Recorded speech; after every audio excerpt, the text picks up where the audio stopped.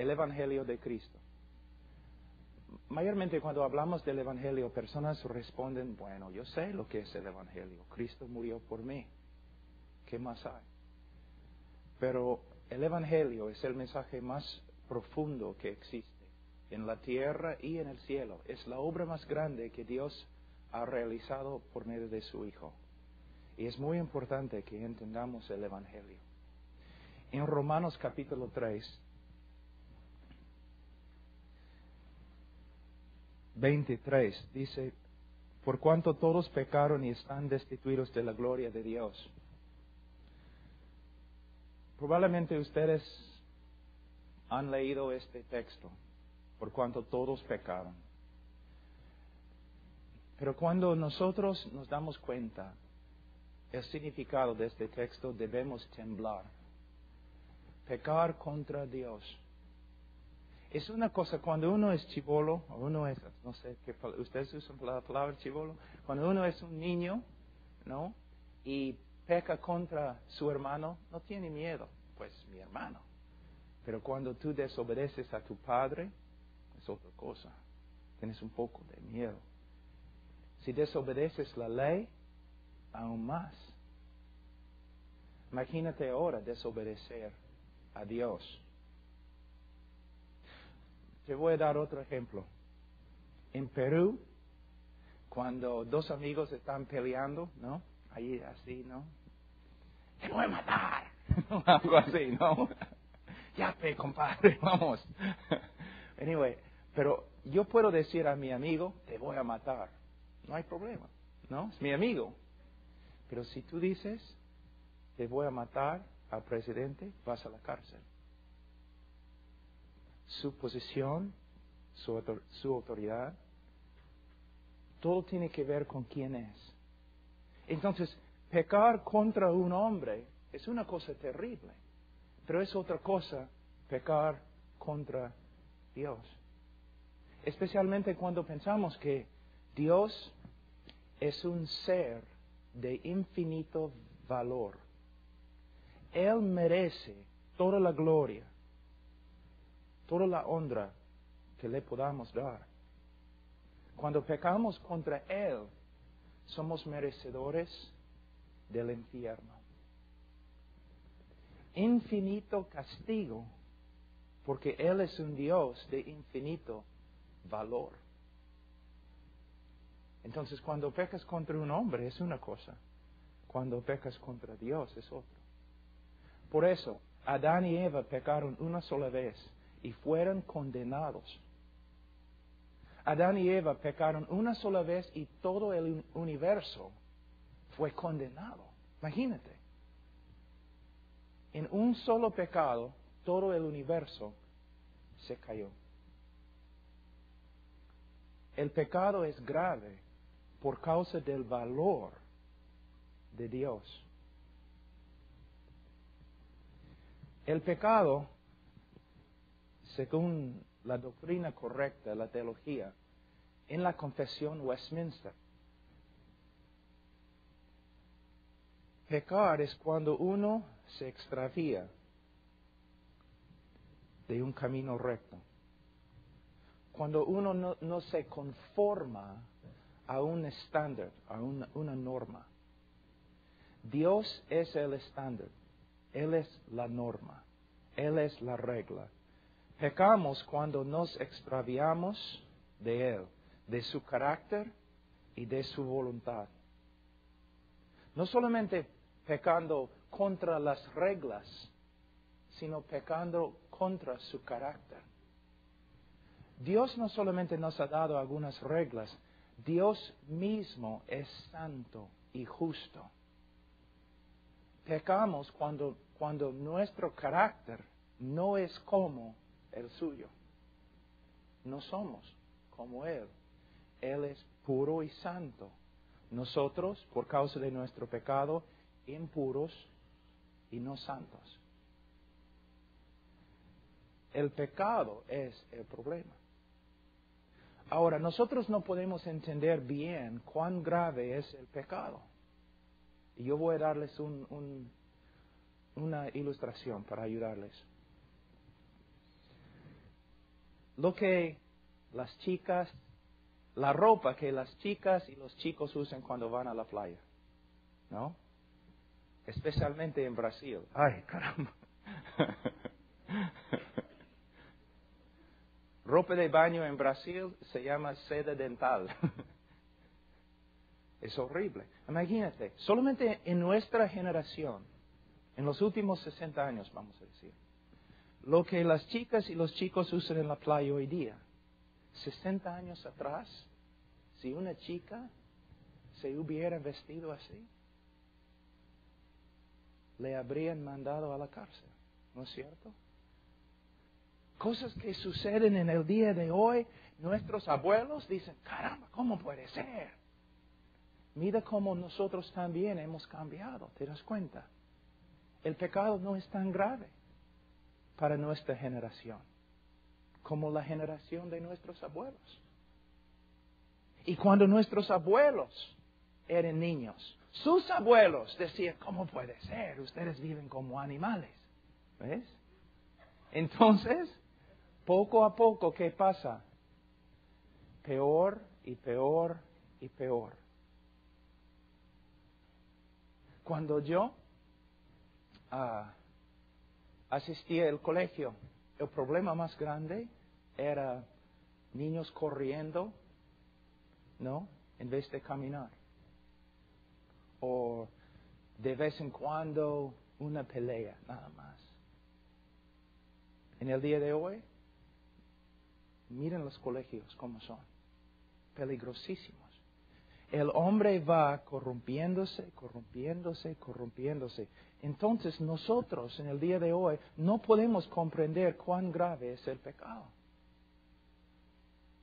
Solamente, vamos a decir, 4 generaciones atrás, una pareja cometiendo adulterio, por ejemplo en Perú, en México, a veces, ¿no?, con un látigo.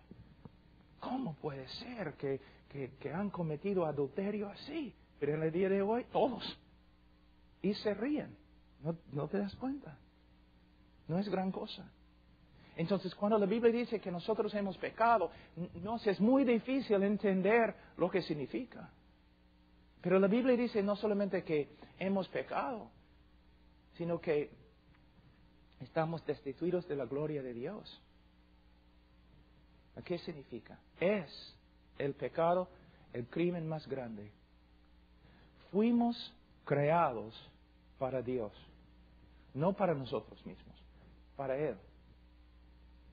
Tú respiras, el poder de respirar, ¿de dónde viene? De Dios. Si tienes cerebro, ¿de dónde viene? De Dios. Si tienes fuerza, ¿de dónde viene? Dios. Pero mayormente los hombres viven para Dios, no. Para sí mismos. Ingratos. La Biblia dice en Romanos capítulo 1. A ver.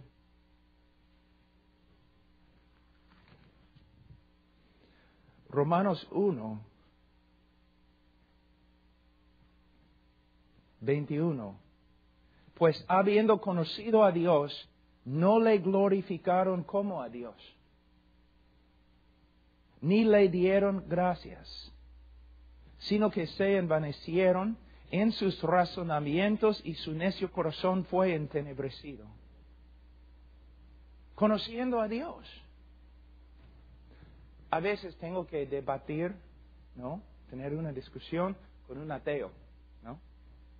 Y el ateo dice, primeramente, soy ateo. Y yo siempre digo, no eres ateo. Sí, soy ateo. No, no eres ateo. Mentiroso, sí. Ateo, no. ¿Te das cuenta que la Biblia dice que no existe el ateo? Los hombres, aún los hombres que niegan a Dios, saben que Dios existe. Entonces, ¿por qué niegan a Dios? Versículo 18 de capítulo 1. porque la ira de Dios se revela desde el cielo contra toda impiedad e injusticia de los hombres que detienen con injusticia la verdad. Ellos tratan de convencerse que no haya Dios. ¿Por qué? Porque no quieren obedecer a Dios. Es como un niño, ¿no? Está en la casa y su padre está en otro cuarto, ¿no? Y el padre dice, lleva el tacho fuera, lleva la basura fuera. Y el niño se porta como no puede escuchar, porque no quiere hacerlo. ¿Qué? No te escucho. ¿Por qué no has llevado la basura fuera? No te escuché. ¿Ves?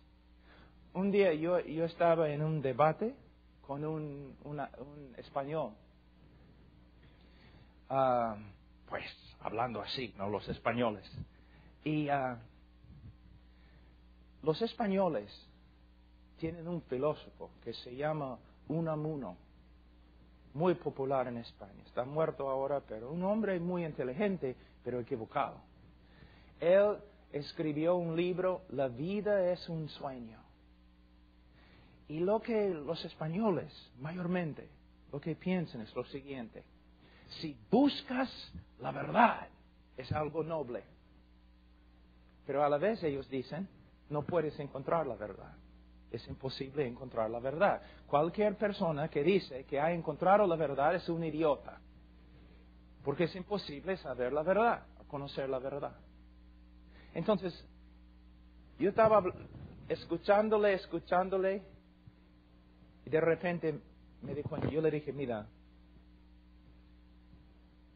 tú buscas la verdad, pero no quieres encontrar la verdad.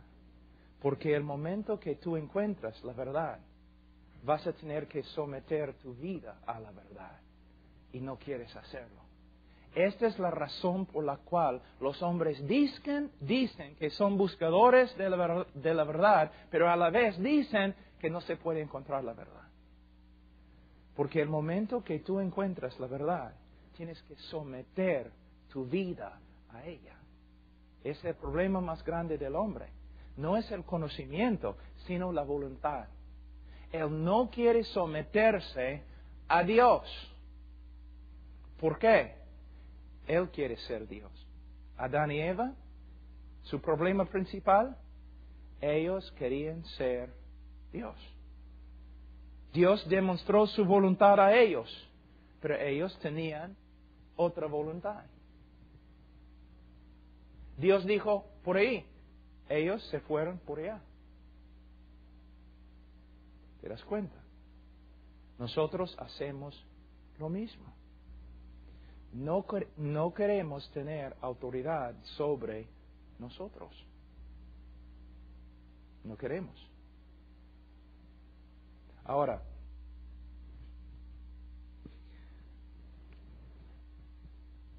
¿por qué el hombre?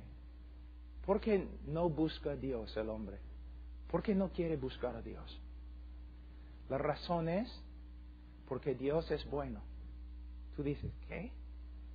Si Dios es bueno, los hombres van a querer buscar a Dios. ¿Por qué dices que el hombre no busca a Dios porque Dios es bueno? Well, el hombre no va a buscar a un Dios bueno si el hombre es malo. Los criminales no buscan a la policía. No buscan al juez. De la misma manera, el hombre no busca a Dios porque Dios es bueno y hace lo bueno, pero el hombre es malo y hace lo malo. Vamos a Juan 3, un ratito. Juan 3.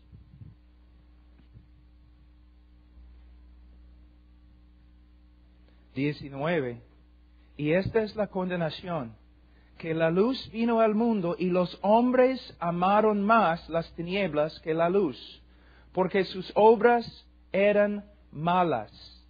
¿Ves? ¿Por qué los hombres no querían acercarse a Cristo? Porque Cristo era luz y las obras de los hombres eran malas. Te voy a dar un ejemplo. ¿Por qué nadie va a la discoteca a las 9 de la mañana? ¿Por qué siempre en la noche? ¿Por qué casi todos los crímenes suceden en la noche? La oscuridad. Los hombres hacen malas obras, pero a la vez su conciencia les dice que son malas obras. Y aunque quieren quieren hacer malas obras, saben dentro de su corazón que sus obras son malas. Entonces ellos quieren hacer las malas obras en la oscuridad para esconderse. Y no quieren acercarse a Dios, porque cuando se acercan a Dios, la luz de Dios va a exponer sus malas obras. La única persona que puede ser salva es la persona que dice, estoy de acuerdo con Dios, soy pecador, voy a acercarme a Cristo, su luz va a exponer mi pecado. Y quebrantado y humilde ante Él, voy a confesar mi pecado y voy a confiar en Él. ¿Ves? Ahora, volviendo a Romanos capítulo 3, dice en 23, por cuanto todos pecaron y están destituidos de la gloria de Dios, siendo justificados gratuitamente por su gracia. Ahora, somos pecadores. Siendo pecadores, merecemos el infierno. Una eternidad separados de la presencia favorable de Dios. Una eternidad bajo la ira de Dios. Es lo que merecemos. Pero aquí, acabo de leer que Dios nos ha justificado gratuitamente. ¿Qué significa justificar o justificación? Es una palabra increíblemente importante. El momento que el culpable confía en el Señor Jesucristo, ante el trono de Dios, Dios le declara justo y recto ante Él, sin culpa. Entonces, esta verdad causa un problema muy grande. El problema más grande en las Escrituras. Les voy a dar un ejemplo. Vamos a decir que toda tu familia ahora está en casa y tú estás acá. Tú vuelves a tu casa en la tarde y alguien ha asesinado a toda tu familia. Está ahí en el piso, toda la familia. Y el asesino todavía está ahí en la casa. Y tú escuchas un grito y entras en un cuarto y él está matando a tu hermanito. Lo mata. Y intenta escaparse. Pero tú agarras al asesino y lo llevas a la policía. La policía, ¿no? Lo meten en la cárcel. Un día lo llevan de la cárcel al juez. Y el juez está ahí sentado mirando al hombre que ha matado toda tu familia. Un criminal. Un hombre, un sinvergüenza. Es un hombre horrible. Y el juez dice, yo soy un juez lleno de amor y compasión. Por eso, te perdono. No eres culpable. Estás libre. ¿Qué vas a decir? ¿Vas a estar de acuerdo? No. Es el problema aquí en los Estados Unidos y también en México y Perú. Siempre estamos quejándonos de los jueces corruptos, ¿no es cierto? Que no hacen justicia. La regla de oro, el que tiene el oro puede hacer las reglas. ¿No? Los jueces deben hacer ¿qué? Deben hacer justicia. Este hombre mató toda mi familia. Ahora, ¿tú me dices que le vas a perdonar? ¿Qué vas a hacer? ¿Tú vas a pararte ahí en la corte? ¿Tú vas a empezar a gritar? ¿No es justo? ¿Tú vas a ir a los reporteros? ¿Vas a hablar del juez? ¿Vas a estar escribiendo, ¿no? Allí en el periódico y todo lo demás, escribiendo a las autoridades, diciendo, hay un juez que está trabajando como juez, que es peor que los criminales que él libra. ¿Por qué? Porque un juez tiene que hacer justicia. Un juez no puede simplemente perdonar al culpable. No es justo. Entonces tenemos un problema. Dios es el juez de toda la tierra. Tú eres culpable. Si Él simplemente te perdona, Él no es justo. Dios no puede perdonarte. No así nomás. Él no puede pasar por alto el pecado. Él no puede decir, soy un Dios de amor, entonces no voy a juzgar a nadie. Es injusto.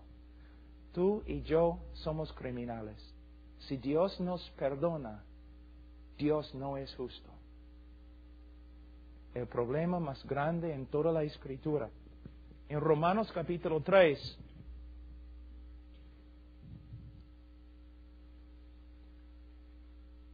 Romanos 3, mira lo que dice, versículo 26. Con la mira de manifestar en este tiempo su justicia, a fin de que Él sea el justo y el que justifica. Entonces, lo que Pablo está diciendo es lo siguiente. Aquí es el problema. ¿Cómo puede Dios perdonar al pecador y a la vez ser justo? Parece imposible. Si Dios es justo, tiene que condenar al pecador. Ya, en el infierno. Pero si perdona al pecador, no es justo. Porque la justicia demanda que este pecador muera. Si Dios le perdona, Dios no es justo. Es el problema más grande en la Escritura. ¿Cómo se arregla? Se arregla en la persona de Jesucristo, el Hijo de Dios. Todo el mundo merece la condenación eterna. Para salvarte,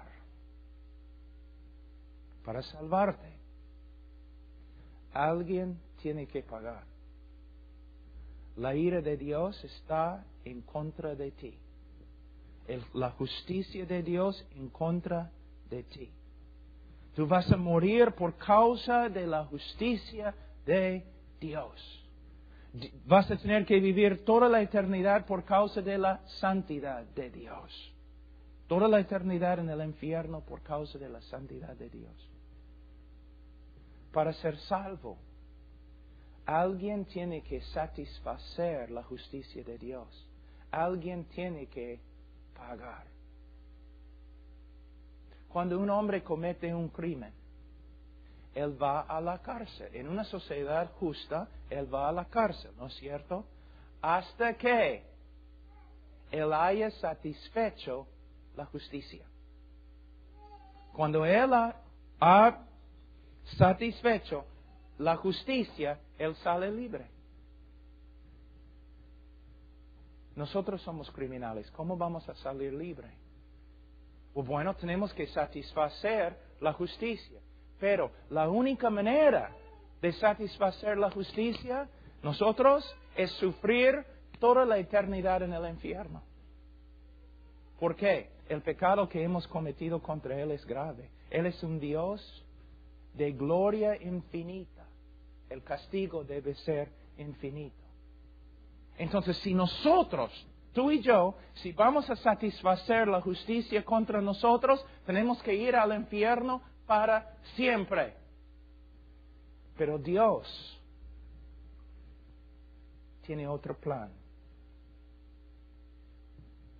Tú y yo no tenemos infinito valor.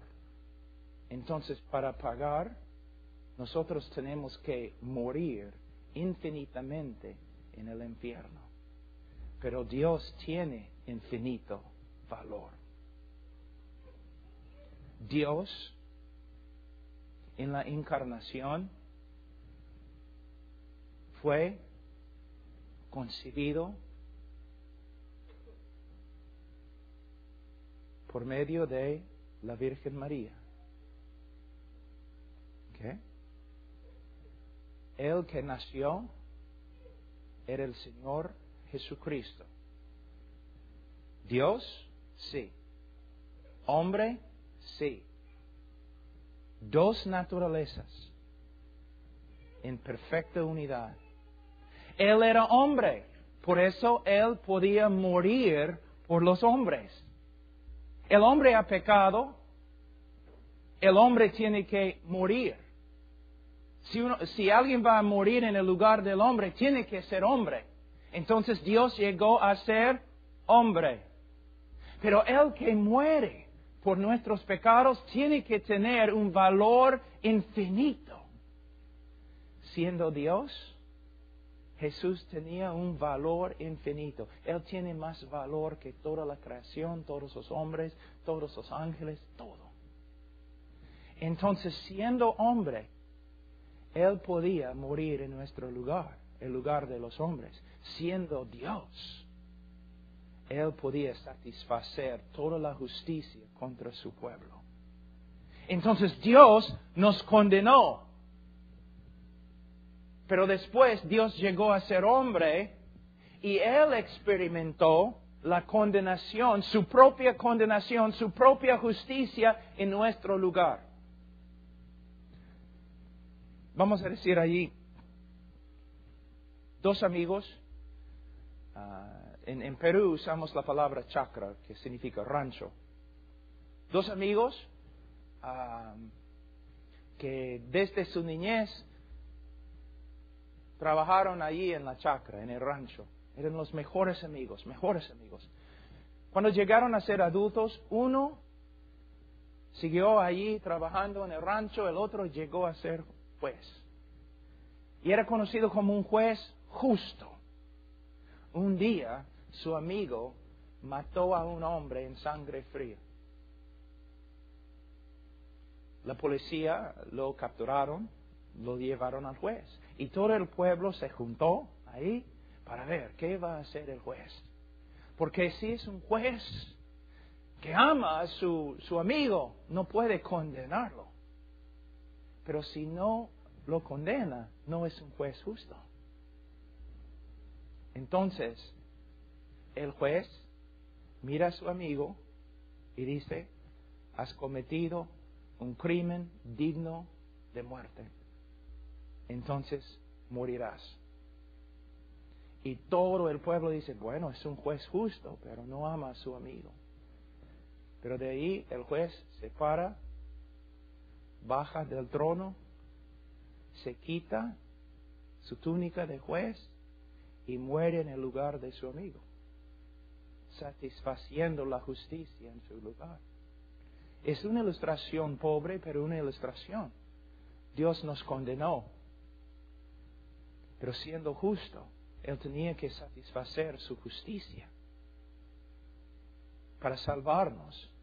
Él fue condenado en nuestro lugar y cuando murió, pagó la pena contra nosotros. Ahora, hay dos cosas importantes con respecto a la muerte de Cristo.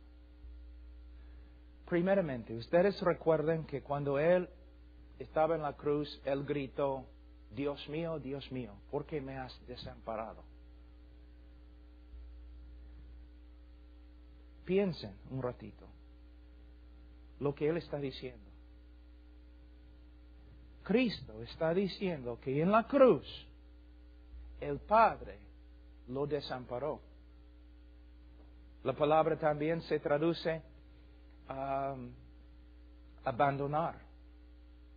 Dios lo desamparó. Dios lo abandonó. ¿Cómo puede ser? Su propio Hijo, que nunca había pecado. Bueno, ustedes saben que Dios es santo. Y por causa de su santidad, Él no puede tener compañerismo con los hombres pecadores. Pero en la cruz, Cristo llevó nuestro pecado.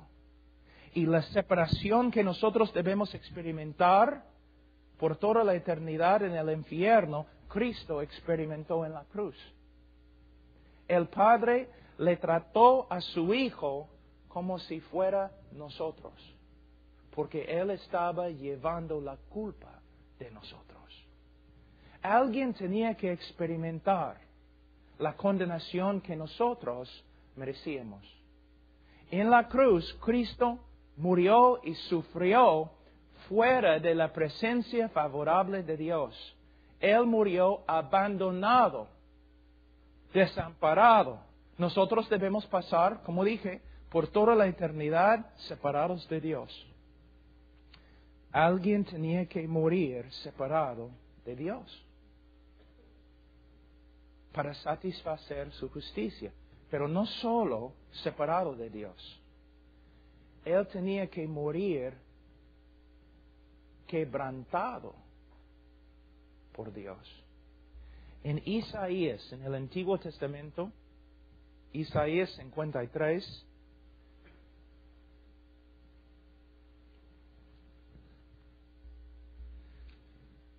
versículo 10 dice: con todo eso, Jehová quiso quebrantarlo, sujetándole a padecimiento. Jehová quiso quebrantarlo. Jehová quiso quebrantar a su propio Hijo. Ustedes han escuchado, me imagino, de la ira de Dios, ¿no? Que la ira de Dios es algo terrible, ni se puede describir. El enojo, la furia de Dios contra el pecado. En la cruz, Cristo experimentó la furia, la ira, el enojo justo de Dios que nosotros debemos experimentar y sufrir. Entonces, ¿ustedes recuerdan la historia de Isaac y de Abraham y Isaac? Cuando Dios dice a Abraham: Abraham, debes llevar a tu único hijo a la montaña y ahí debes sacrificar a tu único hijo. Entonces Abraham está bien preocupado, triste, caminando a la montaña, llega a la montaña, de ahí en obediencia a Dios. Él agarra, la Biblia dice, el cuchillo, se rinde a la voluntad de Dios para matar a su hijo. En ese momento, ¿qué pasó? El ángel le detuvo y dijo: Abraham, no, has obedecido a Dios, pero Dios ha provisto un cordero, ¿no? Ahora tú dices: ay, qué bonito, ¿no? ¿Cómo terminó la historia? No terminó. 2000 años después, Dios tomó el cuchillo de la mano de Abraham y Dios mató a su propio hijo. Alguien tenía que morir bajo el castigo de Dios. El problema es, muchas personas piensan que Cristo pagó por nuestros pecados por causa de todos los sufrimientos causados por los hombres, ¿no? Que los hombres lo mataron, la lanza, los clavos, la cruz. Y por causa de todos estos sufrimientos causados por los hombres, Cristo pagó por nuestro pecado. No. Nosotros no teníamos problemas con hombres. teníamos problemas con Dios. La ira de Dios, la justicia de Dios, el castigo de Dios. Alguien tenía que morir bajo el castigo de Dios. Dios había dado la sentencia contra nosotros. Deben morir. Alguien tenía que morir bajo la ira de Dios. Dios quiso quebrantarlo. No significa que Dios se regocijaba en matar a su hijo. Significa que la voluntad de Dios se cumplió. Y Dios se regocijó en obtener un pueblo a través de la muerte de su hijo. Imagínate, su hijo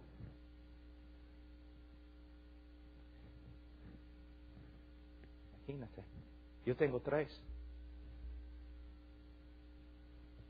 Él es lo que significa cuando Dios dice, de tal manera Dios amó al mundo que ha dado a su Hijo.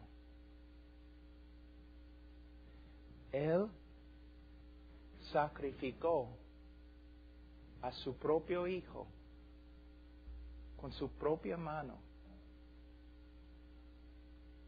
para satisfacer su justicia. Ahora, Dios es amor porque salva al pecador. Pero Dios es justo. Él ha satisfecho su justicia por medio de morir en el lugar del pecador. Un ratito, vamos a terminar así. Imagínate el diablo, ¿ok? El diablo pecó en el cielo, ¿no es cierto? Y fue botado del cielo. Sin oportunidad de salvación. Ya. La justicia perfecta. La justicia perfecta. Adán pecó y Dios le ofrece salvación. Y el diablo, oye, Dios, ¿qué ha pasado? Conmigo fuiste justo. ¿Qué pasa aquí? ¿Has cambiado, Dios? ¿No eres justo? Este ha pecado. Este debe morir. Mire, la acusación contra Dios, no eres justo. Entonces, Abraham, Dios dice que Abraham es su amigo. Satanás, ¿tu amigo? Pero Dios, ¿no eres santo? ¿Y cómo puede un Dios santo tener compañerismo con un hombre como Abraham? Es pecador. ¿Y cómo puedes decir que él es tu amigo? Es pecador. ¿Has cambiado, Dios? ¿No eres justo? Conmigo, sí, justicia. ¿Y con estos? ¿Y Israel es tu pueblo? ¿Has visto la idolatría de ellos? Dios ha cambiado. Dios no es justo. Dios no es santo. ¿Y David? ¿Tú dices que David es como un hijo tuyo? David mató a otro hombre. ¿Has cambiado, Dios? No eres justo, ¿no? ¿Y Noé? ¿Tú salvaste a Noé del diluvio?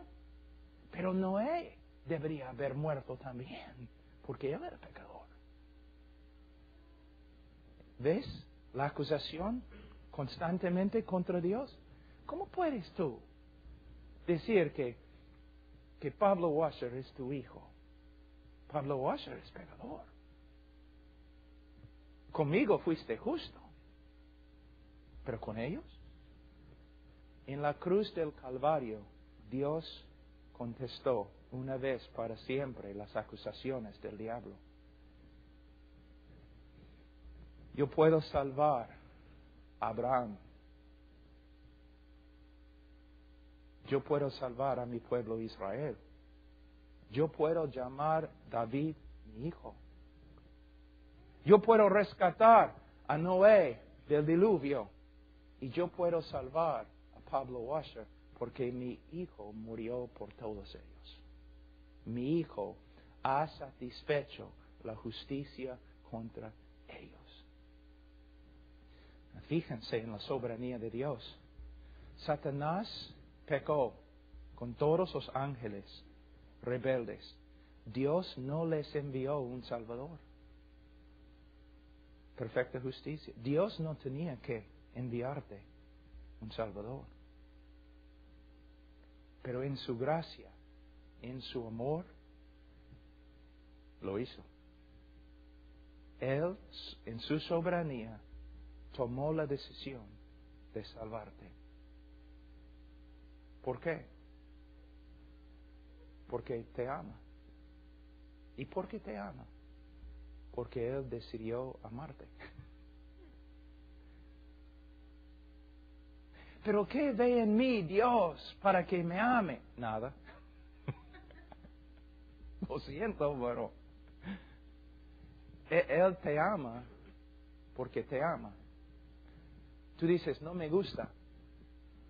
A mí me gusta. Porque significa que su amor para conmigo es sin condiciones. Si su amor fuera condicional, yo tendría problemas. No tendría esperanza de salvación. Porque hasta el día de hoy lucho contra el pecado y peco.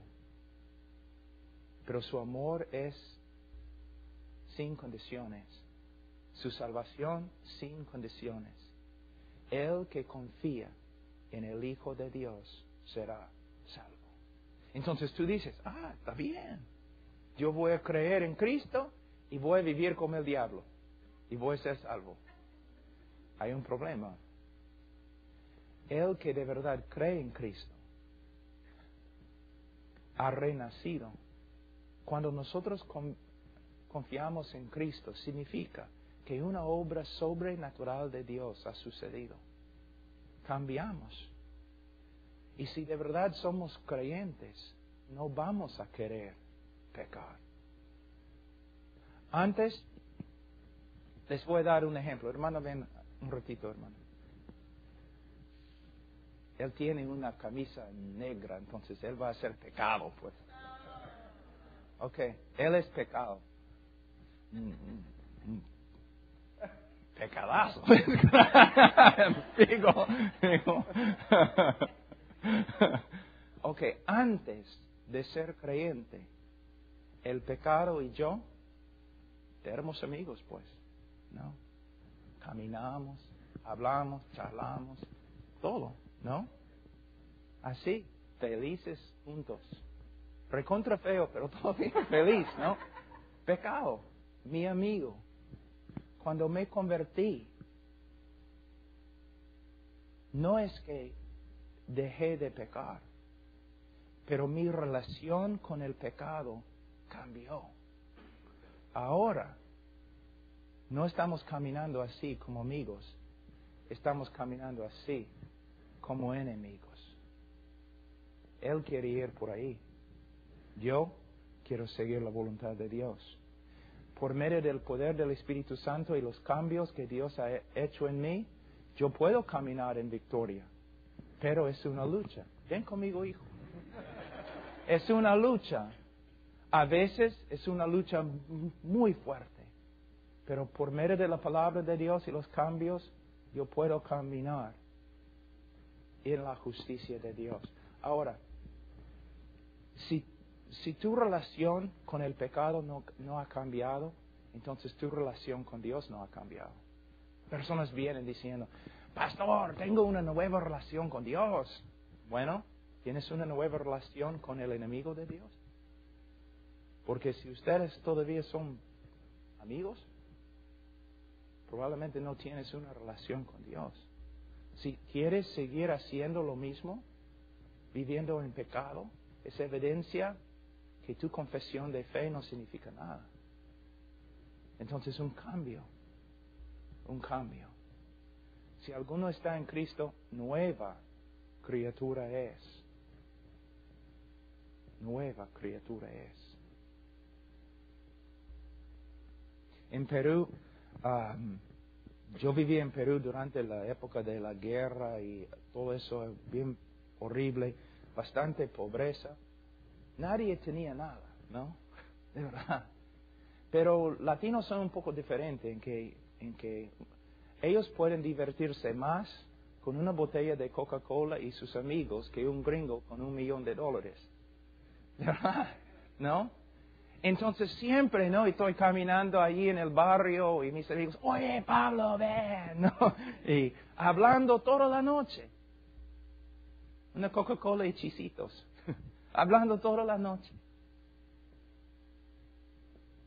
Vamos a decir que son amigos borrachos y todo eso. Estoy caminando por la calle.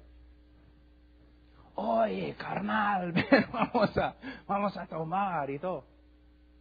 Antes sí, vamos. Pero después de convertirme, mira, no puedo. De hecho, no quiero. Quizás pueden tratar de jalarme. Puede ver una pelea bien grande ahí, una lucha dentro de mí. Pero poco a poco yo voy a decir, no es porque tenga una nueva regla, sino es porque tengo una nueva vida. Algo ha sucedido. Yo estaba en la biblioteca de la Universidad de Texas. Estaba parado ahí hablando con amigos. Yo no estaba pensando mucho de Cristo ni nada, pero algunos hombres me habían testificado. Y estaba sentado ahí. Y mis amigos, y una chica se me acercó y me dijo, Pablo, voy a tener una fiesta mañana en la casa, tú debes venir. Y yo había llegado al punto de que yo era como borracho. Yo ni quería ir a una fiesta, solamente yo quería tomar a solas, porque yo pensaba que la vida no vale. Entonces yo le dije a ella, no voy a ir a tu fiesta. Y ella dijo, ¿por qué? Yo era un horrible.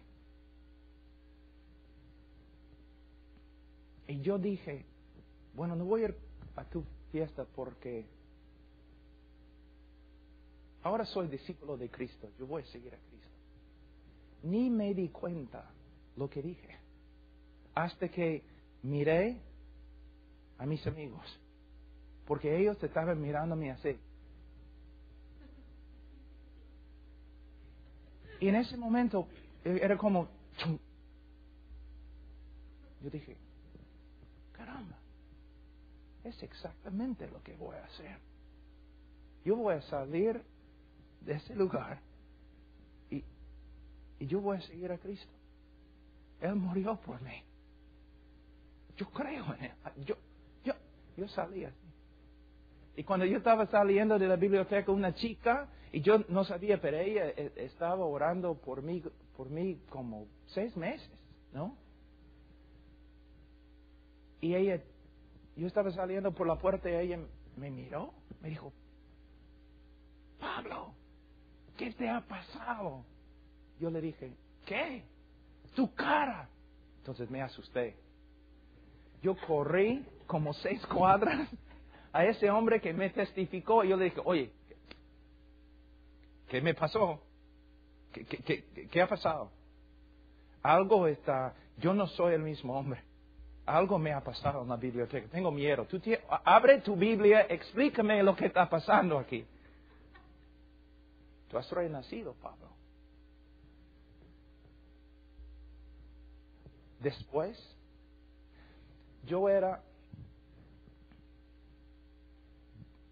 me gusta cerveza, me gustaba chicas, me gustaba pelear. Tú buscas la palabra sinvergüenza en el diccionario, tiene mi foto ahí. Y también mentiroso. Yo podía mentir. Mis amigos aún decían, Pablo,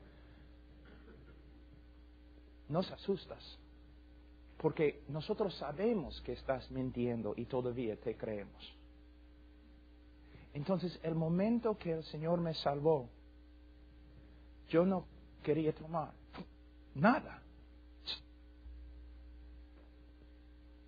Ir a discotecas, nada. Pero luché horriblemente con mi orgullo y también con la mentira. Entonces el Señor, cuando Él me salvó, me cambió así, ¡pam!, en algunas cosas. En otras cosas, una lucha, poco a poco, ganando la victoria. ¿Ves? Una lucha. Antes, no, yo podía mentir y yo, sonso, me creía, ¿no? Pero después de convertirme, una pequeña mentira así, y yo tenía que volver a la persona diciendo, mira, soy mentiroso, te mentí. Fue horrible. Lo que estoy tratando de mostrarte es que cuando Cristo entra en tu vida, en algunas cosas sí, Él te va a cambiar. Otras cosas, es más poco a poco. Tú dices, ¿por qué? Para que aprendas a dependerte de Él. Cada día le necesito. Cada día necesito la palabra. Cada día necesito oración. Cada día. ¿Te das cuenta? Es como dije anoche. Vamos a decir que ustedes usan la palabra chamba, bastante trabajo. Vamos a decir que tienes bastante chamba esta semana. Tienes que trabajar todo el día, toda la noche. Entonces domingo tú dices, bueno, tengo que trabajar bastante. Esta semana no tengo tiempo para comer, entonces voy a comer 12 horas domingo, para que no tenga que comer durante la semana. Tú puedes comer 12 horas. El hermanito allí puede hacerlo, creo. 12 horas puedes comer. Pero lunes vas a tener hambre, ¿no es cierto? Es lo mismo. Tú no puedes decir, bueno, voy a ir a la iglesia domingo y voy a escuchar y voy a ser fuerte toda la semana. Cada día tienes que comer de la palabra de Dios. Cada día tienes que orar. Cada momento tienes que buscar su ayuda. No, una vid y una rama, así. La rama tiene que quedarse allí conectada. La rama no bebe agua de la vid y después dice, ya me voy, y camina por el bosque. Y de ahí en la noche regresa. No tiene que quedarse allí conectado a la vid. De la misma forma, si vamos a caminar con Cristo, tenemos que quedarnos ahí con Él, en la palabra de Dios y la oración. Pero lo principal, lo que tienes que preguntarte es, ¿conozco a Cristo? ¿De verdad me ha salvado? ¿Soy una nueva criatura? Porque si no, ¿qué evidencia entonces hay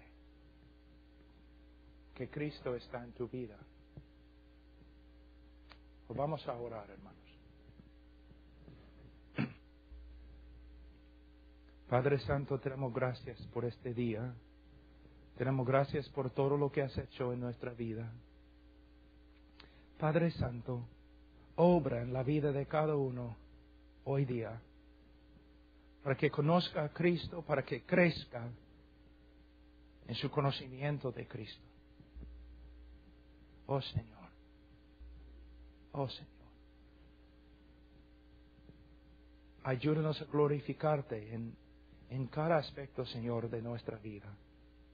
No solamente en la iglesia, sino en la familia, en el matrimonio, en nuestros trabajos, Señor. A través de toda la semana, ayúdanos, Señor, a glorificarte. En el nombre de Cristo Jesús.